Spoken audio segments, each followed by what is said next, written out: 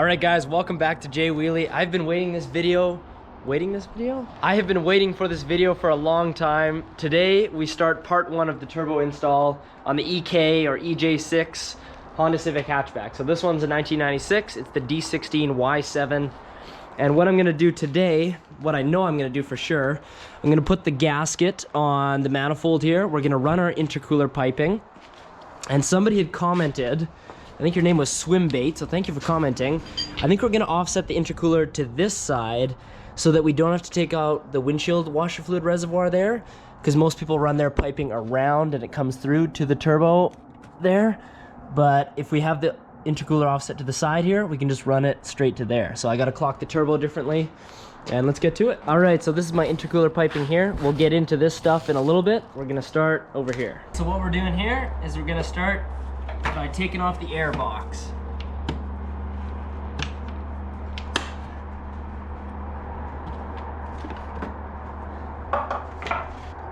Dirty air filter. Now with my intercooler, it's 2.5 inch piping. So for the turbo outlet, I'm gonna call it, where the charged air gets pushed through, it's a 2 inch. So I bought a reducer for that on eBay yesterday. So that'll take about a month to come in, maybe, hopefully less. This one's gonna need a reducer as well. So I think it's 2.5, and I think the Y7 throttle bodies are 2.25 inches, 56 millimeters. So I'm gonna need another reducer up top, but I just wanted to make sure that I know the size here. So it looks like this has to come out, and it looks like this hose has to come off as well. Let's try and wiggle that off one-handed here. That might not work the best. Okay, well, I'm gonna get that off and then we'll check back. 8 mil on the side of the intake here. All right, this might not be the best or the smartest thing to do. There is another 8 mil on the back that you can reach from the driver's side. I can't really get to it, so I'm just gonna try and reef this thing out of here without ripping too much off. It twists, so it should come out. There we go. Wiggle this hose off nice and gentle. There we are. We just got one little clip at the top here.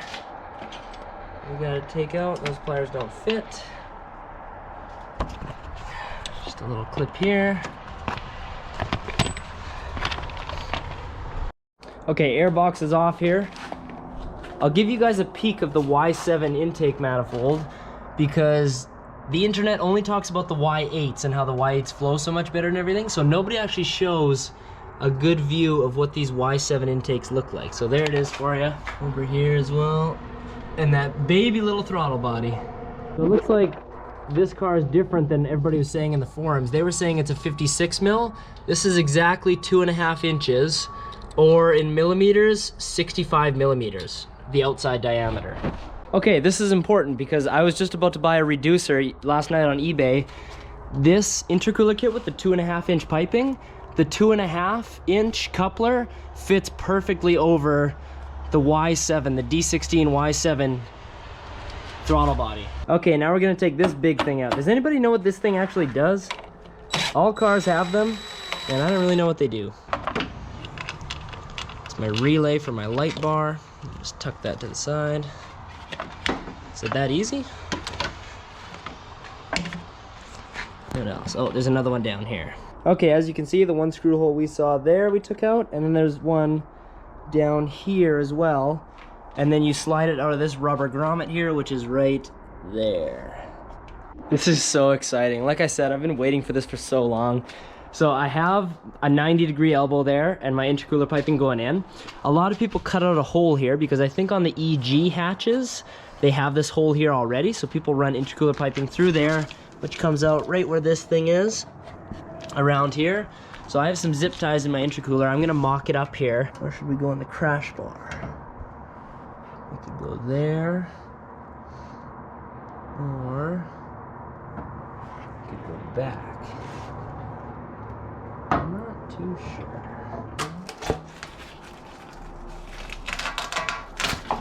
Alright, I thought we'd take off this ugly cracked styrofoam here. It goes on the crash bar because we don't need that right now. Alright, I'll tell you what, I'm just looking through my bag of bolts here. for intercooler bolts. I found one so far that fits. I'm just looking for one more. The downpipe bung.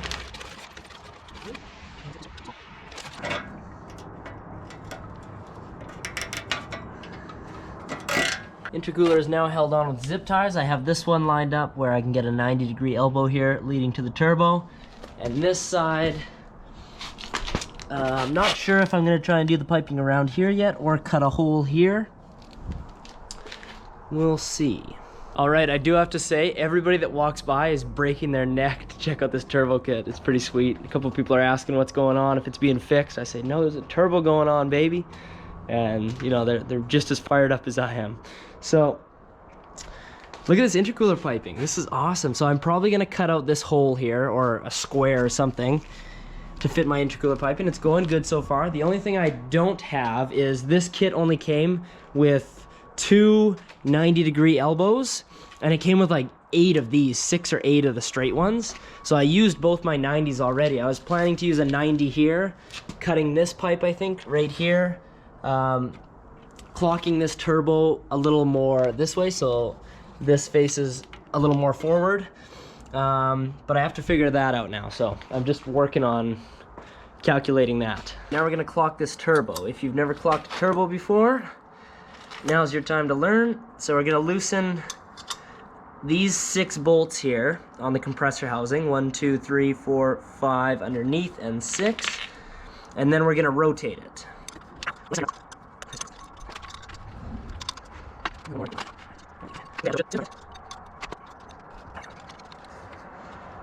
Okay, there we go. Turbo's spinning. Let's rotate it where we want it here. Oh, and it points outward a bit. Okay, that might work actually. Let's see. So, maybe if I... Okay, I'd still have to cut this pipe. But I could probably just cut the end off, run a straight... Sorry, I'm trying to point, but I have one hand holding the camera. Put a straight coupler right here. And then that, I have an eBay reducer coming. That's a straight reducer, 2.5 inch to 2 inch. And that'll fit right on there. All right, now that the intercooler is more or less figured out, we're gonna take off this manifold and we're gonna throw our gasket in there. I just had the manifold, the turbo, and the wastegate on here to mock it up just to see. I did this off camera about a week ago just because I was super excited. I wanted to see what it looked like on there and made sure it fit and which way the downpipe was gonna go. So I only have it secured by 2 bolts here. We're gonna take it off, throw the gasket in. Okay, so these ones are 13 mils. Okay, get ready, it's heavy. There it is. So the way I'm mounting my turbo in here is my compressor housing is on this side, which is the driver's side, I believe. Yes, it is. And if you were to want to keep AC, you would put your compressor housing on this side. The thing is, most manifolds will require you to notch the blocks. I think you have to cut out this portion here because that's where the compressor housing hits. So you gotta notch that out. I'm not gonna do that. AC was already removed from this car, or it just didn't have it. So let's get this new gasket on. I don't know which way it's supposed to go. Let's see how well this eBay gasket matches. It's all right. And which way do you mount it? I'm gonna mount it this way. You'll notice I'm missing 2 studs here. That's because they came out with the bolts, so don't worry, I'm still using them. They are right here, actually. Manifold goes back on. It's a little bit hard to hold up. Let's throw a couple nuts on there. Just to hold them for now.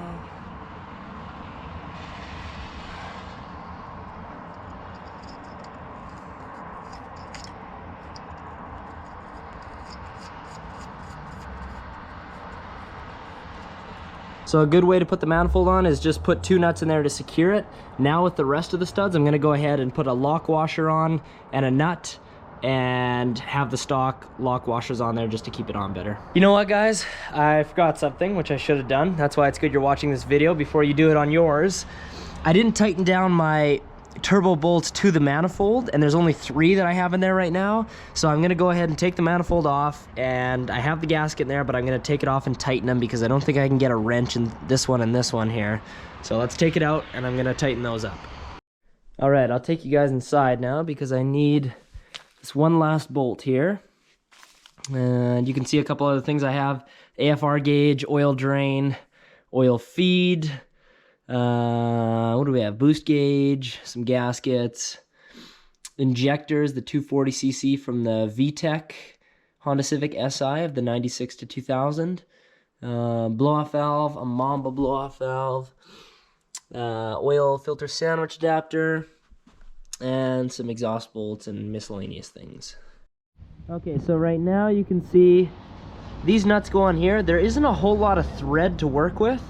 It only threads on about halfway, so I'm going to use some thread locker, some red thread locker, to make sure these bolts stay on there, or the nuts stay on there. And let's go ahead and do that.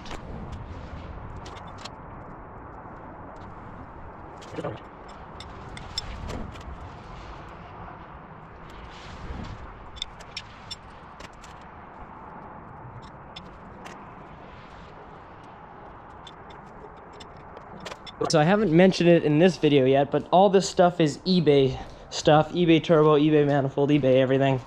Amazon wastegate, that's the only thing from Amazon. But it doesn't look like the gasket seals very well here, so I'm just gonna run the air compressor through it here and see if the turbo actually spins. Okay, that's good. All right, I just cranked them on pretty much as tight as I could to where I wouldn't strip them. So pretty freaking tight, and the seal looks pretty good now. All right, now I'll show you how to throw this external wastegate on. So first of all, you're gonna want a gasket. Second of all, when I bought this, I was looking at it and I saw this hole in here, right? How you can see through and you can see light through there, and it's not completely sealed. And I thought, how's that gonna work? Because exhaust gas flows through here, and a little's gonna seep out even before the wastegate opens. I thought that's not right, but that's what this ring is for. So this ring goes in here, and basically it sticks out a little bit.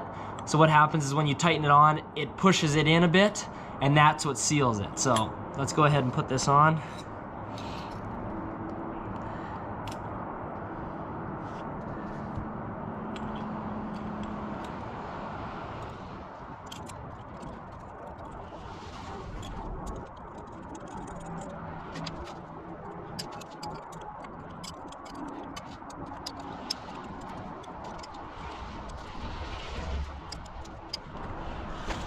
Okay, let's take a peek at that gasket.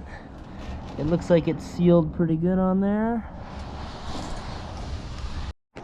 I am having a hell of a time trying to get this last stud in the middle one down there. It's very painful. All right, I can't get this stud in the manifold there right now, so we're gonna come back to that. Right now, we're gonna drill a hole through here. Let's get this little hose out of here. There's a whole bunch of sand in there.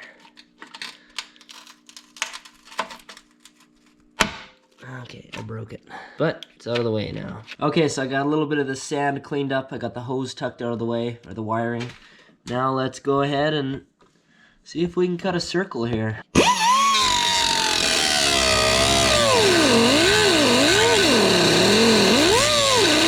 All right, I do not have the right tool for the job here, so the hole is not coming along very nicely.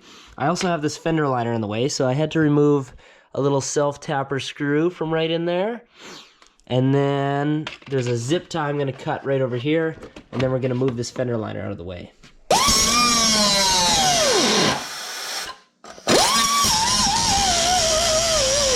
Now we're cooking.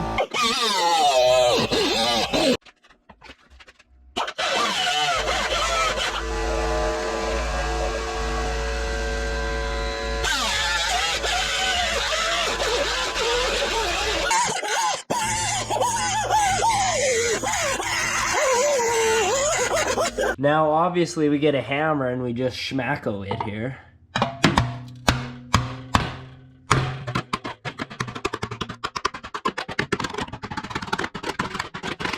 That should be good. Here it is from the underside. We'll just flatten it up against the frame a bit. I can clean that up later. I'm just excited to get the piping through. Okay, let's twist this one back over now and see if it fits through our hole. Ooh, not bad. We'll grab this one here, put it back on there.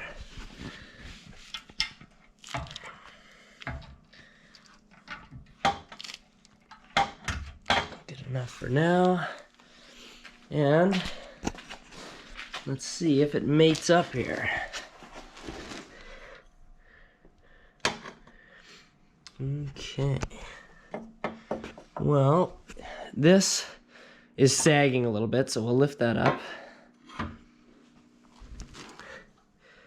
That goes through the hole.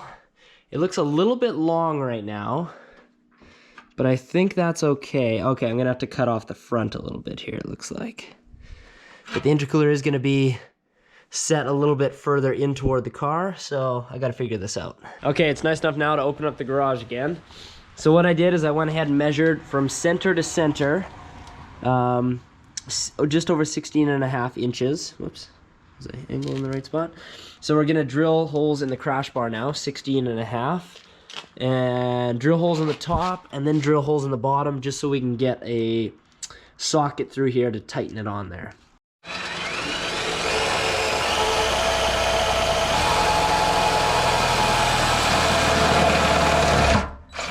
Here's the hole so far. I'm using these new bits I just bought. We'll go a little bit deeper. Alright, camera died there, but we got the intercooler mounted on there. If you guys want to see it here.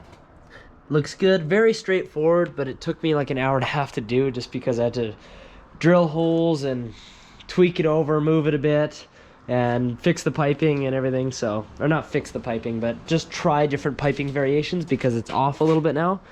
Anywho, next thing we're gonna do is attach this. So this is the IAT sensor, which goes into the stock air box. It goes in right on the side right here. Or no, sorry, where does it go? Goes in this hole right here. You guys can see that. That hole. And what it does is it's an intake air temperature sensor. It measures the air temperature sensor of the air coming in. So some people don't plug this in, but I've read that it is good to plug this into your intercooler piping. So what I'm gonna do is I'm gonna drill a hole in this pipe here, and then I'm gonna use some JB Weld stuff and weld it on there. Okay, I went ahead and drilled this hole. Now I cleaned up the what's it called? Intake air temperature sensor with some brake clean. Not on the sensor, just around here. Now we're just gonna force it into this hole. What it's hitting is those 4 little nubs on the side, so I'm just gonna push it through.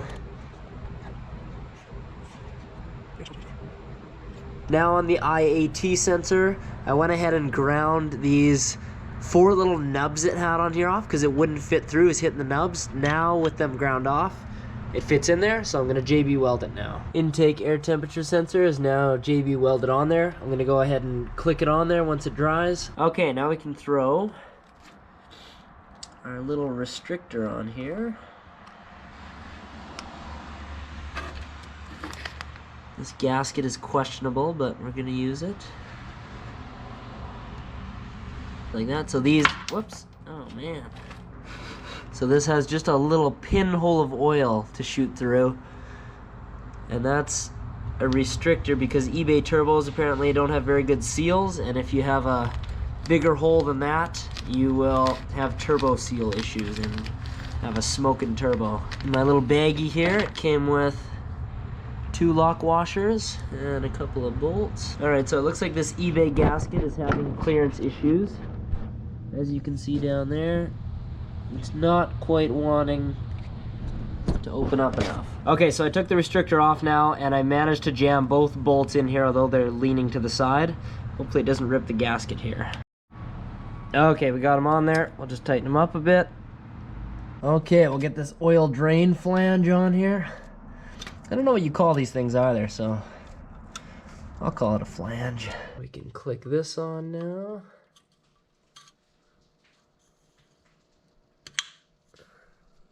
Whoa! You guys see that? Somebody put the car on ramps. Anyway, just gonna put my trusty old piece of cardboard under here. All right, I got the oil drainer now because next thing to come out is the oil pan. And a side note, I ripped my pants. All right, guys, this is where we're gonna call it for today. I don't want this video to be crazy long, but be sure to watch part 2. In part 2, we're gonna be taking the oil pan off. We're gonna be putting this oil drain bung into the oil pan. Oil drain and feed lines, oil filter sandwich adapter, and other miscellaneous things on the way to get this thing started. So be sure to watch part 2. I'll put it right here. I know you want to click it, so you better click it. And we'll see you guys next time. Thanks for watching.